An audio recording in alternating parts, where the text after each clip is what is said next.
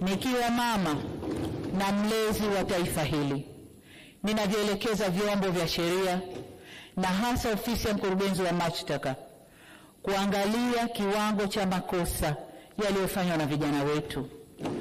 Kwa wale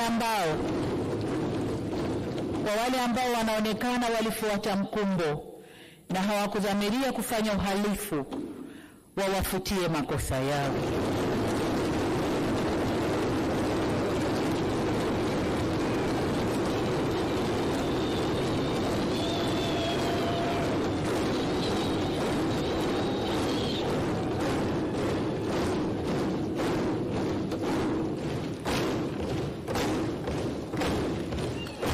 Asante waheshimiwa wabunge, nashukuru.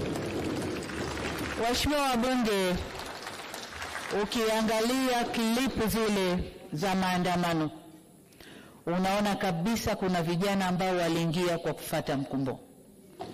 Wanaimba kwa kufuata ushabiki. Hawakuwa wanajua wanalolifanya.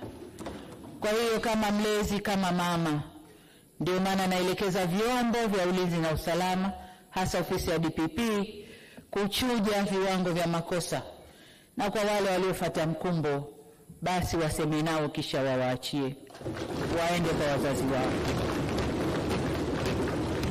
Natoa msamaha huo kwa sababu hata maneno ya Mwenyezi Mungu katika kitabu cha Luka sura 23 mstari wa 34 yanasema, na hapa nanukuu, Yesu akasema, Baba uwasamehe kwa kuwa hawajui watendalo.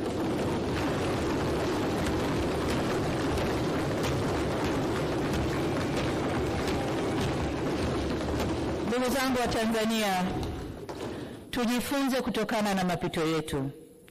Hapana shaka kwamba Tanzania ni nchi inayofuata misingi ya kidemokrasia, ila neno demokrasia kamili inaweza kutafsiriwa kwenye mitazamo tofauti. Haina formula moja. Kama taifa tunaendelea kujifunza na kujirekebisha.